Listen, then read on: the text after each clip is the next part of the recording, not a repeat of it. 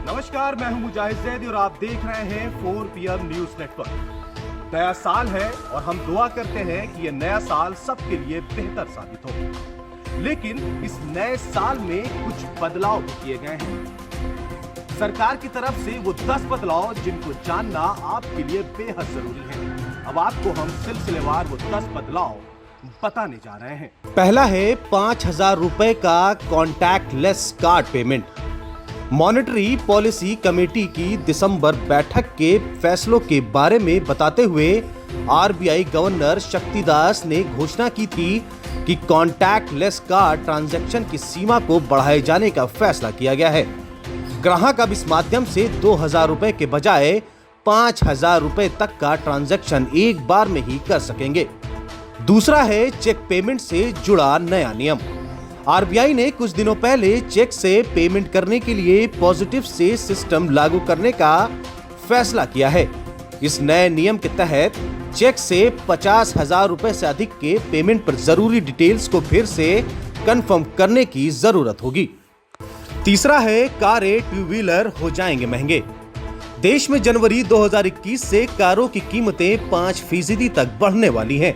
Maruti Suzuki India, Nissan, Renault India, Honda cars, Mahindra and Mahindra, Force India, Isuzu, BMW, Audi, Volkswagen car कंपनियां घोषणा कर चुकी हैं कि वे जनवरी से वाहनों की कीमतें बढ़ाएंगी।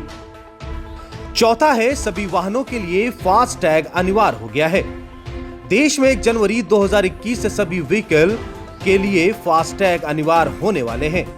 1 जनवरी 2021 से नए व्हीकल के साथ 1 दिसंबर 2017 से पहले बेचे गए वाहनों के लिए भी फास्टैग अनिवार्य होगा। अगला है सरल जीवन बीमा। बीमा नियामक IRDAI ने सभी बीमा कंपनियों को अगले साल 1 जनवरी से सरल जीवन बीमा लॉन्च करने को कहा है। यह एक स्टैंडर्ड टर्म इंश्योरेंस होगा। इससे ग्राहकों को कंपनियों की ओर से पहले से दी गई जानकारियों के आधार पर फैसला लेने में मदद मिलेगी।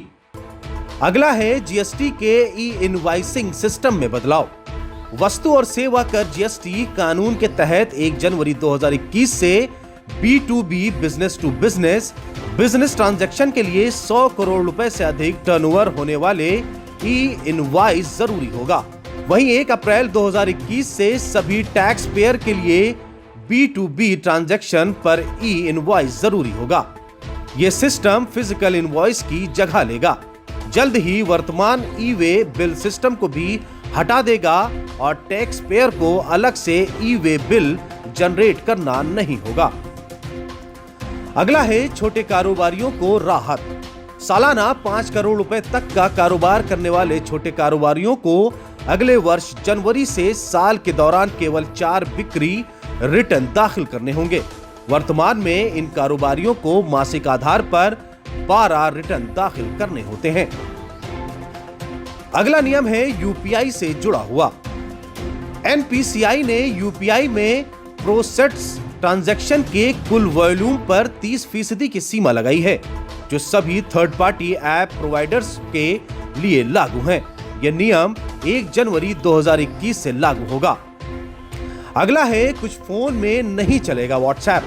यह काफी अहम जानकारी है। अगले साल की शुरुआत के साथ कुछ एंड्रॉइड और iOS स्मार्टफोन के लिए व्हाट्सएप सपोर्ट खत्म हो जाएगा।